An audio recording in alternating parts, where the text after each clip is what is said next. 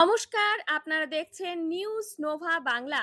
আজকের ভিডিওটা খুবই গুরুত্বপূর্ণ, কারণ আপনারা যে ছবিটা দেখছেন এই একটা ছবির মধ্যেই লুকিয়ে আছে পশ্চিমবঙ্গের রাজনীতির বড় পরিবর্তনের গল্প। আর সেই গল্প থেকেই আমরা বুঝে নেওয়ার চেষ্টা করব প্রথম দফার ১৫২টি আসনে কারা এগিয়ে থাকতে পারে, তৃণমূল না বিজেপি। প্রথমে ছবিটা সহজভাবে বুঝে নেই। এখানে ২০১৬ আর ২০২১ সালের বিধানসভা নির্বাচনের ফলাফল দেখানো হয়েছে।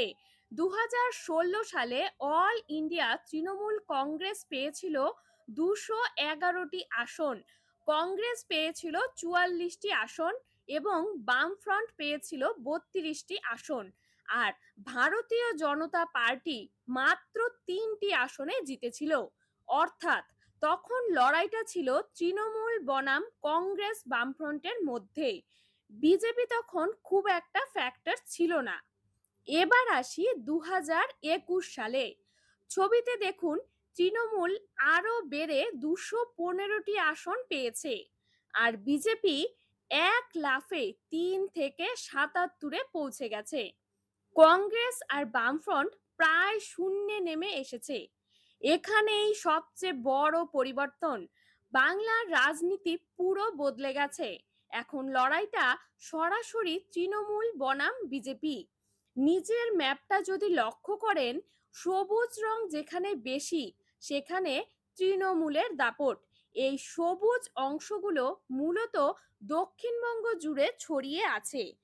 আর কমলা রং অর্থাৎ বিজেপির প্রভাব বেশি দেখা যায় উত্তরবঙ্গ এবং কিছু সীমান্তবর্তী এলাকায়। মানে এলাকা ভেদে শক্তি আলাদা আলাদা। এখন এই ছবিটা আমাদের কি শেখাচ্ছে?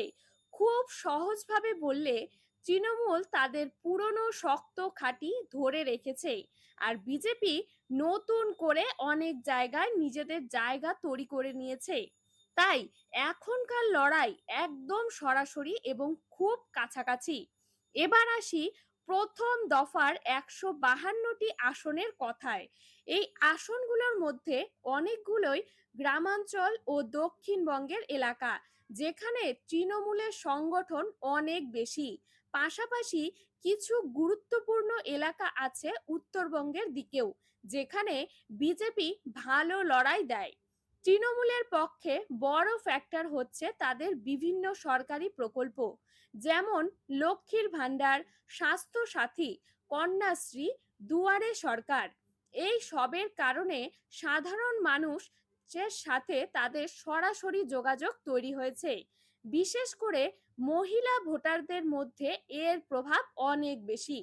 অন্যদিকে বিজেপি শক্তি হচ্ছে তাদের বাড়তে থাকা সংগঠন, নতুন ভোটারদের মধ্যে প্রভাব, আর কিছু নির্দিষ্ট অঞ্চলে শক্ত অবস্থান।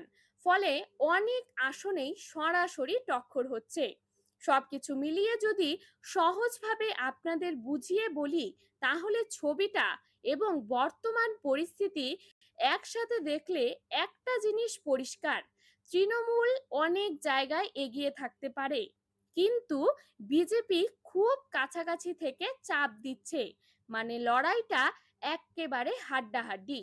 শেষ কথা একটাই, এই ১৫২টি আসনে কে জিতবে সেটা এখনো পুরোপুরি নিশ্চিত করে বলা কঠিন, কিন্তু ছবির এই বিশ্লেষণ থেকে বোঝা যাচ্ছে তৃণমূল সামান্য এগিয়ে থাকতে পারে, আর বিজেপি সেই ব্যবধান কমানোর চেষ্টা করছে।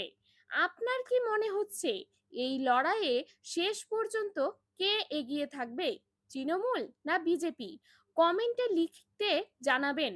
ভিডিওটি ভালো লাগলে লাইক, শেয়ার এবং সাবস্ক্রাইব করুন। আবার দেখা হবে নতুন আপডেট নিয়ে। ধন্যবাদ।